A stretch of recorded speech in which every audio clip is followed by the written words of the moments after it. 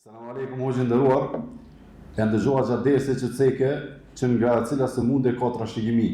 Ana lejohet neve si musliman nëse shembull kemi një histori në familje të ndonjë sëmundje, qoftë diabet apo sëmundje tjetër, të marrim masa që të jemi më të kujdesshëm në analiza apo kontrolla e tjera, apo duhet të mbështetem në caktimin e Allahut shpërbleft. Wa alaikum assalam wa rahmatullahi wa barakatuh. Lejohet edhe bile kish me kanë shumë mirë me i kërkue të gjitha analizat e mëndshme. Pastaj nëse kanë një trashëgimi, t'ja për të lejohet me marrë ato, nuk ka problem, nuk është që është të dalim më martu, pa veç du të me ditë që në të ardhmen mund është me pas një problem të tillë.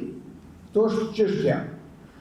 Por se me kërkue çështjen shëndetësore lejohet. Jo vetëm se lejohet, po është bile e kërkume që me kërkue pjesën shëndetësore. Edhe fizike, edhe mendore. Edhe pse rezultatet ose analizat më të mira janë njerëzit që jetojnë me çat person, njerëzit që e njohin edhe dinë. Mirë po edhe nëse kërkohet, është e drejtë. Njerëzit cilët kanë qikuar me librin e Allahut dhe sunetin e pejgamberit sallallahu alaihi wasallam e kanë bërë një praktikë të tillë. Wallahu a'la wa a'lam.